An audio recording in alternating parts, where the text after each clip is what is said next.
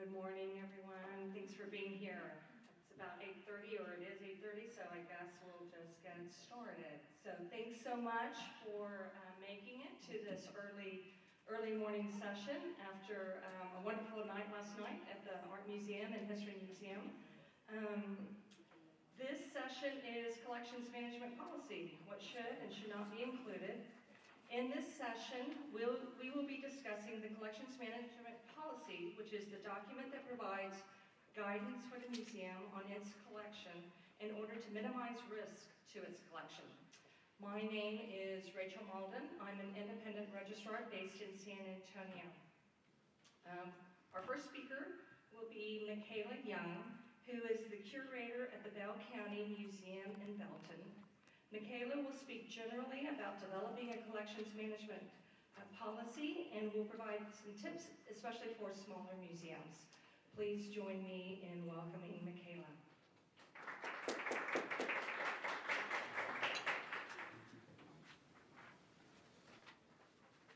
Thank you so much for coming out this morning for this early session. So I wanted to begin with a quote from John Simmons.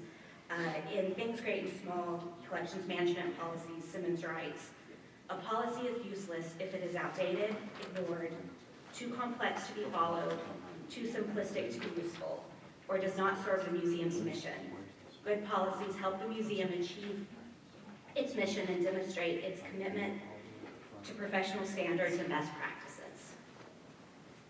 So a little bit about my institution and our recent collections management revision policy. So I'm the curator of collections and exhibits at the Bell County Museum. We are located in Belton, which is about halfway between Waco and Austin along I-35. The museum serves the entire county, including the larger communities of Temple and Killeen, as well as the Fort Hood military post. We are located in a historic Carnegie Library that was built in 1905, and in 2006 the museum did a large renovation project that doubled our square footage and created some great additional collection storage spaces as well as exhibit spaces. We're a small staff, 4 full-time staff and 1 work-study student, and I have a collections and exhibit staff of 1. Although I have a wonderful crew of dedicated volunteers that help with collections projects as well. So our collection consists of approximately 17,000 objects, ranging from photographs to a tractor and everything in between. Most are unique to Bell County or Bell County history specific. 2 of our largest collections are the James and Miriam Ferguson collection. James Ferguson was governor of Texas in 1915 and was impeached in 1917. And Miriam Ferguson was the first female governor in the state of Texas, elected in 1925 and then again in 1933. So we have a collection of over 1,000 objects related uniquely to them. They were both Bell County natives. The Bell County Museum is also home to a fun collection. We have the largest publicly held collection of Victorian mustache pickups in the United States. And I have a picture coming up. They're a very fun object, and I love talking about them. This last year, we have tackled a revision project to update our collections management policy. The museum had a collections management policy for many years, traced it back for at least 20, probably longer than that, and it had been revised several times over the years, most recently in the spring of 2016 by a previous director and curator. After about a year as curator, it became clear that we really needed to revise that policy again. There were things that were coming up, questions that potential donors had that are, as we'll talk about later, things that should often be included in a collections management policy that we were missing. So we have added those sections. I also found that there was some confusion among my collections committee about our collections management policy, especially the scope of collections. We are a little bit unusual. We have a fairly large collections committee made up of staff and about 10 members of the community, and some of which have been members of the collections committee for 10 to 15 years. So they have worked with several directors and even more curators over that time. So there was a lot of confusion about, especially our scope of collections. What time periods did the museum collect? Would we accept something more recent than 1950? Are we only interested in Bell County specific items, or would we be open to other Central Texas relevant pieces? So it was just time to tackle a revision policy. Okay, so what is a collections management policy? Collections management policy is a detailed written statement that addresses the museum's collection stewardship responsibilities. Collections management policy should define the scope of the museum's collection, how the museum cares for its collections and makes them available to the public, and who is responsible for managing the museum's collections. So, put together a list of what I felt were essential elements that should be included in the collections management policy. So, a statement of purpose. This might include the museum's mission and vision statements. Scope of collections, again. So what does the museum collect, and how are the collections used? Also, acquisitions and accessions discussion, as well as deaccessions and disposal sections. A section on loans, both incoming and outgoing, if that applies to your museum. A section on how objects placed in the custody of the museum. So this might include temporary custody during the acquisition process, abandoned property, or items found in the collection. You might also include a section about care of the collections. This may address things like storage, temperature, relative humidity, pest control, conservation, and artifact handling. This may be something that you include in a separate document as well. Sections on records and inventories. So what records does the museum keep? And how often are inventories done? A section on insurance. So what type of insurance policy does the museum have? And what is and is not covered by that policy? And then a section on access to the collections. So who has access to what? And when do they have that access? So as I mentioned earlier, in our case, we added several sections over this revision process as real-world issues came up. One of those sections was appraisals. Had a handful of people within a several-month window, either just community members asking for appraisal help or potential donors asking for appraisal help. So because of that influx in questions, we added a section that addressed appraisals, and that's not something the museum is able to provide. Depending on your institution, you may also want to have a section on intellectual property, copyright, trademarks, and fair use policies. It's also a good idea to have a legal and ethical issues section. Our existing policy had one that addressed stolen property or illicit trade, but we recently added a section on NAGPRA after, once again, several things had come up over the last year, and we realized we needed a statement that, basically a simple statement that said the museum will identify and abide by NAGPRA regulations. Also, it's a good idea to have a review or revision schedule for your policy. This was something that was not originally included in our policy. Then in the 2016 revision, we added that the policy would be reviewed every 2 years. And then during this process, we've realized that was probably a little too frequently for just such a clear, will be reviewed every 2 years. So really it should be based on what your institution needs. So ours right now says 5 years or as circumstances dictate. And also you should include the date approved by the governing authority on the policy so that when staff changes and there's new directors and new curators, there's no confusion about the last time the policy was revised. So I wanted to put up just a little list of kind of suggestions for developing or updating a collections management policy that I found helpful. So step number 1, assemble the writing or review team, depending on your situation. 2, review current professional standards. This was also a good opportunity to review other institutions' collections management policies because you don't have to invent the wheel. So don't be afraid to ask colleagues for guidance if you have questions or to share their copies of their collections management policies.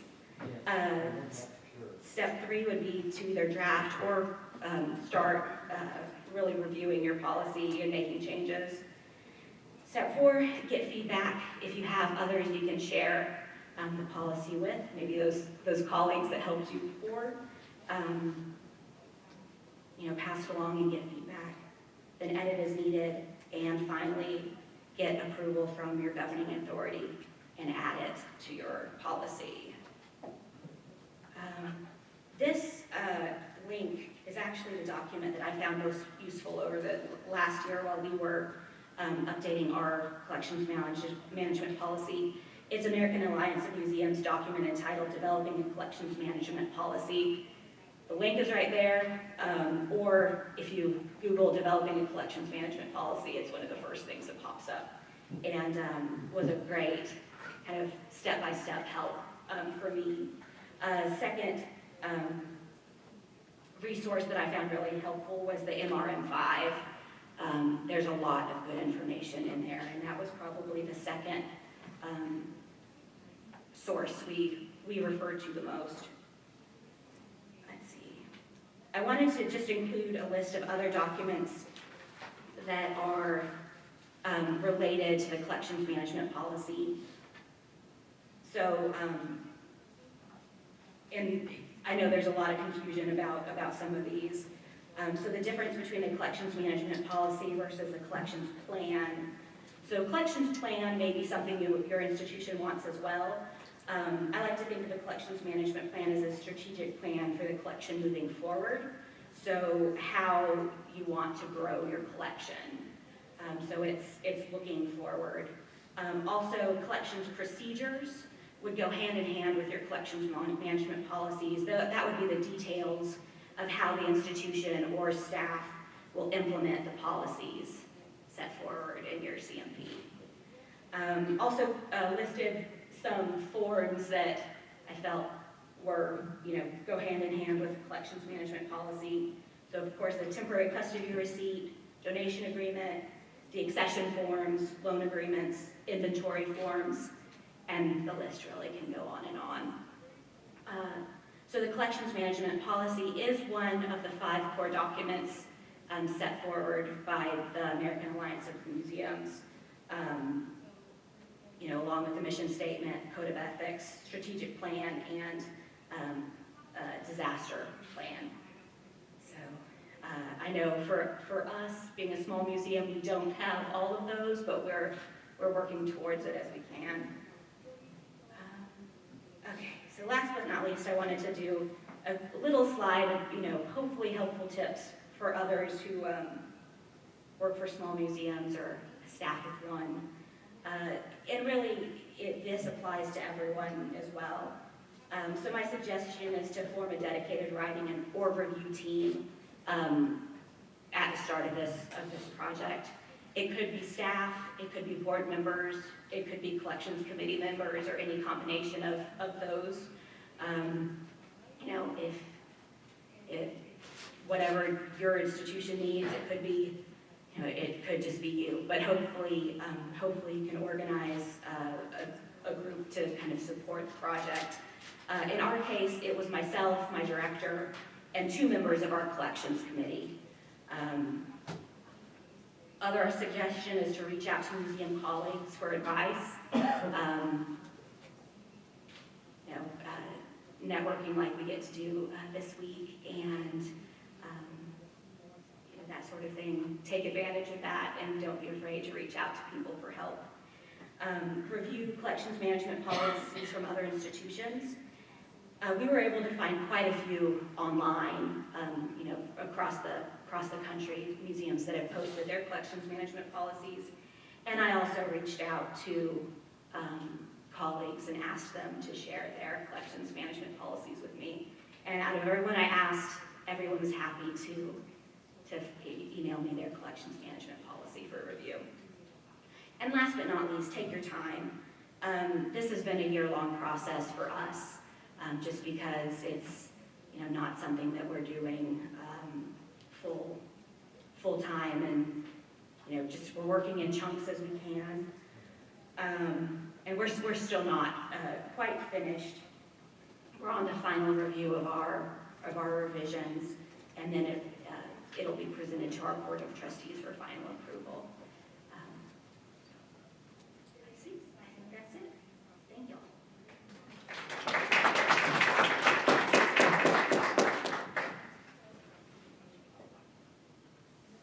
Thank you, Michaela. Okay, so our next speaker is Lisa Ravori. She is the Vice President for Collections and Exhibitions at the Houston Museum of Natural Science. Lisa will speak on the collection management policy as it relates to biological collections. Join me in welcoming her. Thank you. Good morning. Can I ask for a show of hands of anybody in the audience who might be from a natural history museum?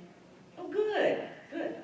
Okay, so I'm going to give you a little warning that I did when I picked slides, kind of think it would be mostly a history museum audience. So that's my mere program. The museum in Houston is quite different from the one that Michaela described, in that we are 500,000 square feet of exhibition space. We've got 2 satellite facilities in addition to our main building, and we have 2 off-site storage areas. One is a non-climate controlled warehouse for exhibition cases, etc., and the other is for our permanent collections. We have over 2.5 million artifacts and specimens in our collections, and we have created a collections management policy that we are applying to all of that. We also have an education collection that is consumable, hands-on, that is maintained separately by our education department, and we do allude to that in our policy. The policy was, when I first joined the museum, was a 1-page document, and at that time there were maybe 8 people on staff, and only 2 of them dealt with the collections, and one of them was the director. Hence, brevity was the rule of the day.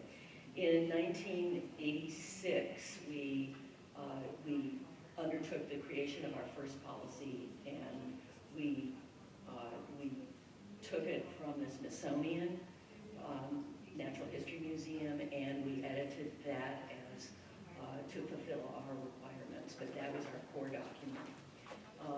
That document was subsequently reviewed by the museum's legal teams and was added to and has been crafted and modified over the years. We're modifying it maybe every 5 years, and then a couple of years ago, our auditors requested and actually required that we review our collections management policy annually.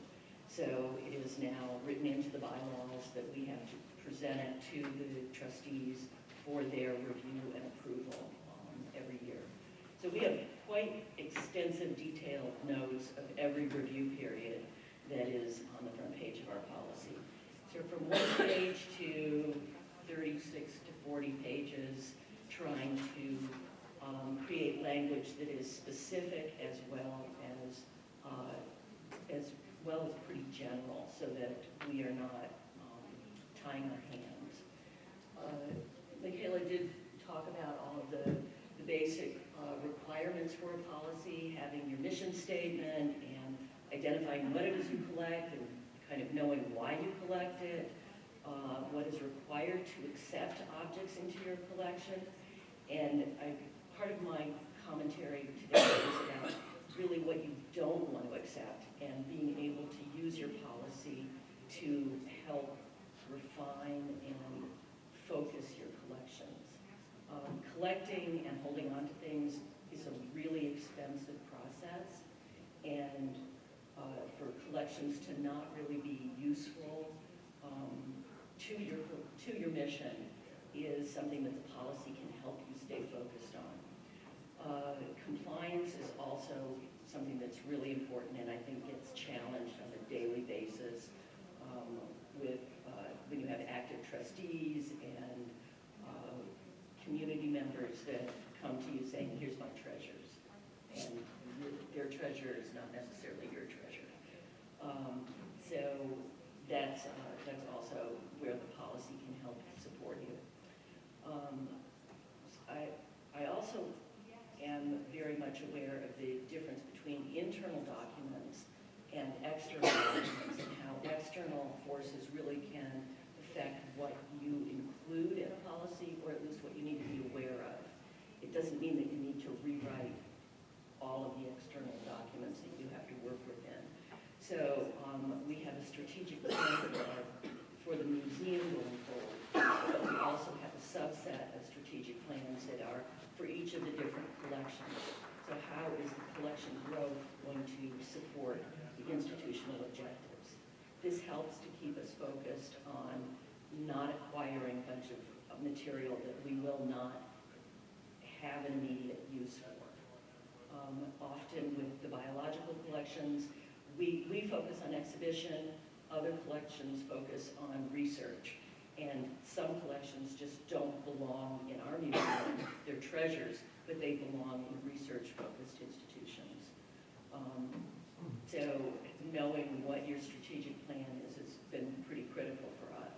There's also the ethics policy, and in that is appraisals, the capacity to appraise, the capacity to advise, for curators to advise collectors on what to collect, the disposal of objects, and who can actually go to public auctions, or find, if we don't dispose directly to another institution, which is our first priority, then we do have the obligation to try and recover value for our objects, and they have ended up in public auction situations. And there's the ethics policy about who can actually show up at those auctions and have the possibility to acquire. So have a plan.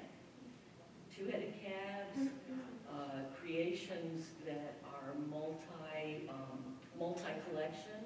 So the smoking mull is the object on the left-hand side, and it actually has fake amethyst crystals, and the silver, I think it's a decorative arts piece, but it ended up on the director's desk. And so do we collect, and they were common in Scotland in the late 19th century. So it really, what does that have to do with Houston and Texas wildlife? And so there are challenges. There's also the two-headed calf.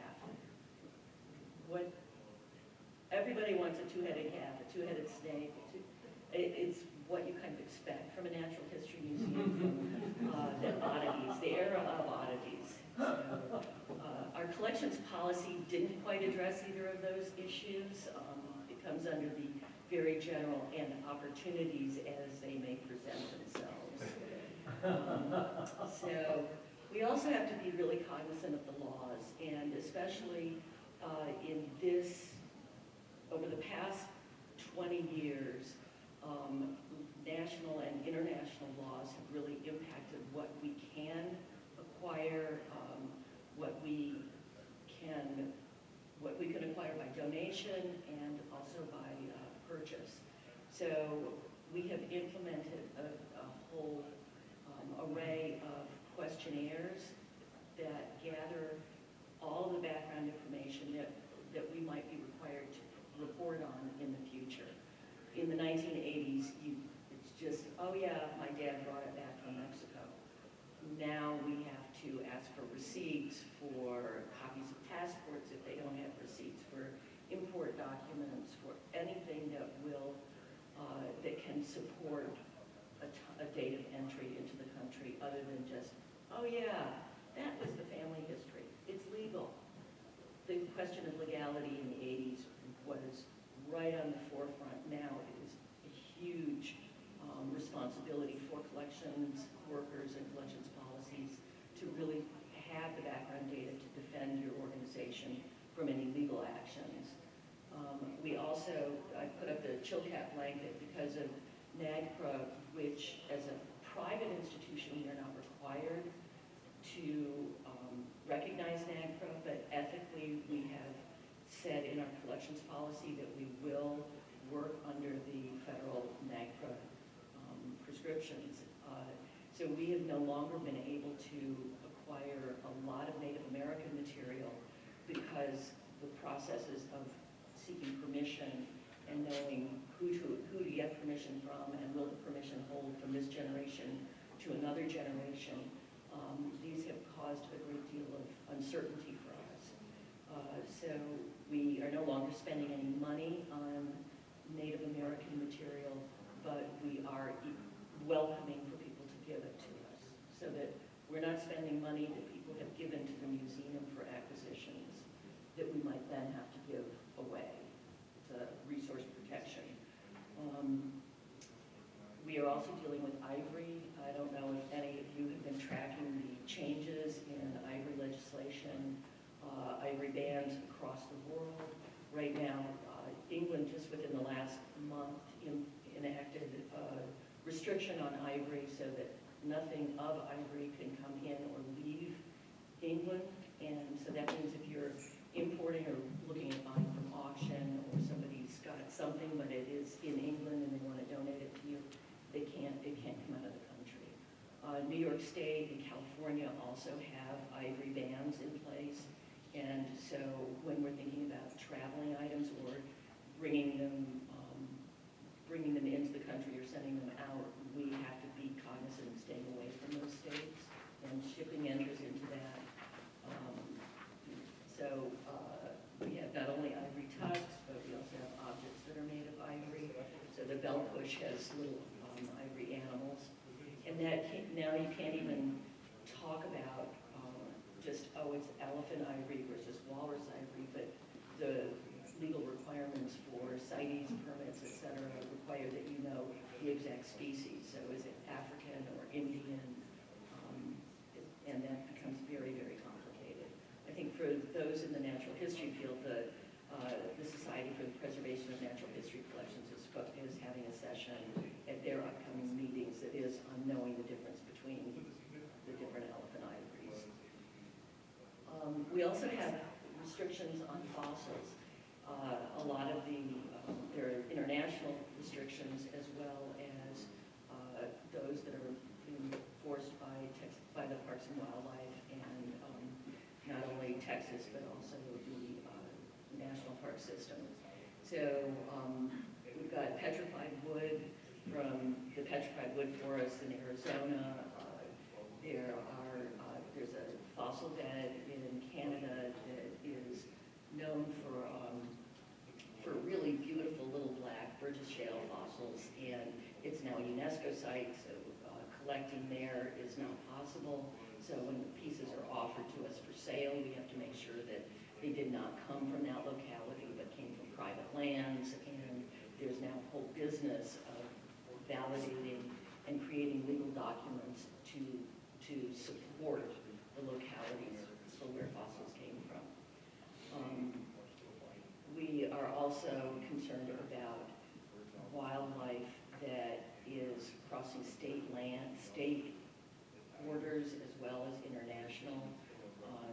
shells and the Atwater Prairie chicken. We have, as I'm sure many of you have received offers of donations of stuffed ducks and deer heads and coyotes, raccoons, sometimes you get a squirrel or two, and what do you get? Skunks, yes, skunks are big too. And so getting as much data about where they came from and when they were taxidermied, and maybe who did the taxidermy work is really important. There's also a huge, we currently have an exhibit called Biophilia, and this man has done amazing taxidermy work. Before we contracted for this exhibition, we had to have him verify to us where all these parrots came from, and many of them were captive bred. So they came from like the pet trade or from live breeders, people who keep live animals. And so he had all of the documentation on the buddies he made who rear these birds, and then every once in a while there are a few accidents, a few birds that don't survive, and he freezes them for this man to use. And then the guy went down and he said, "Oh, I'm going to make little fake museum tags to hang on them, so that it would look like they came from a museum specimen collection." So these were just, we had to, part of the asking and information gathering.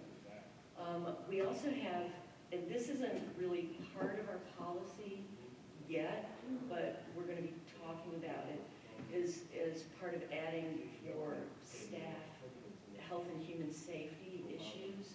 So we have items that are radioactive and or are carcinogenic, poisonous in some way, shape, or form.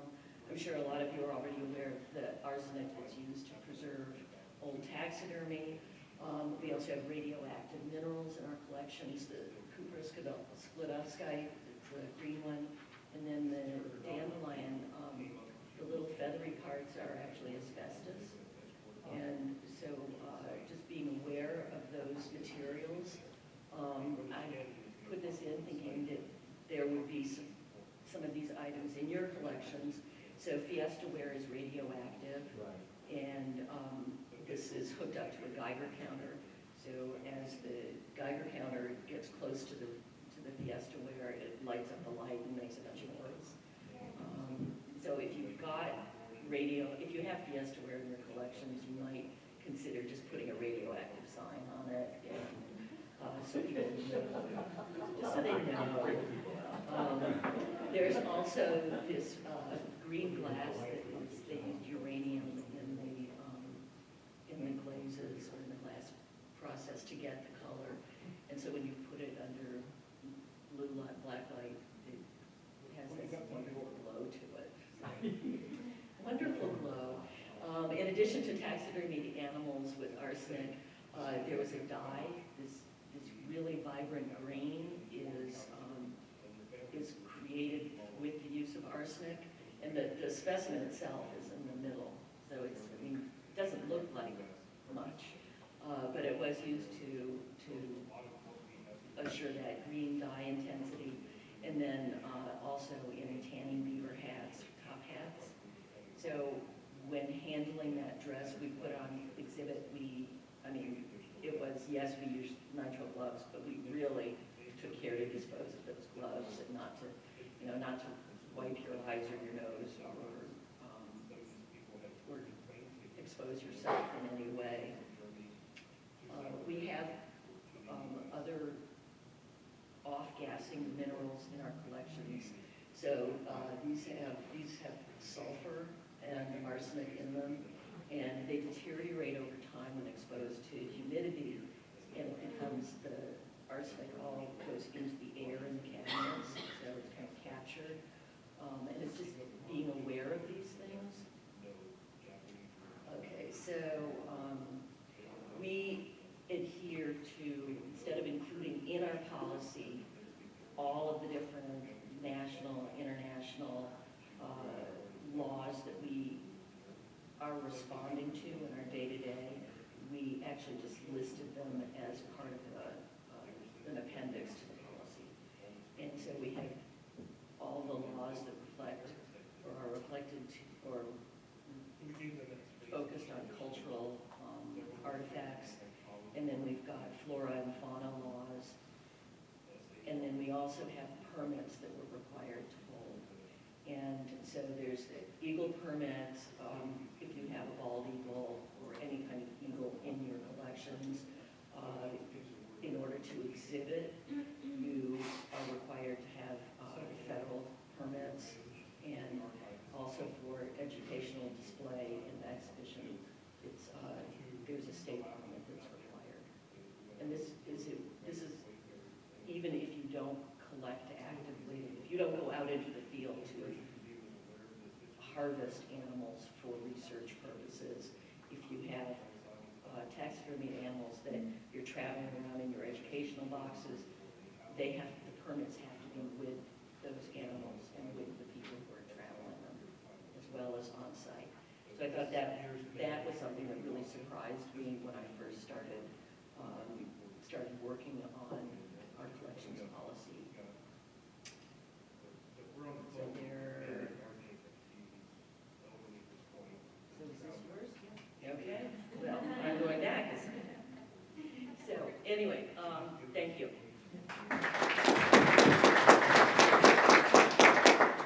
Thank you, Lisa. So I'm going to be speaking specifically on the acquisition policy within the collections management policy. To talk about acquisition policies, I wanted to get a sense of what is in acquisition policies for Texas museums. To do this, I acquired a sampling of such policies ranging from art museums, history museums, historic house museums, natural history and science museums, as well as museums associated with the university.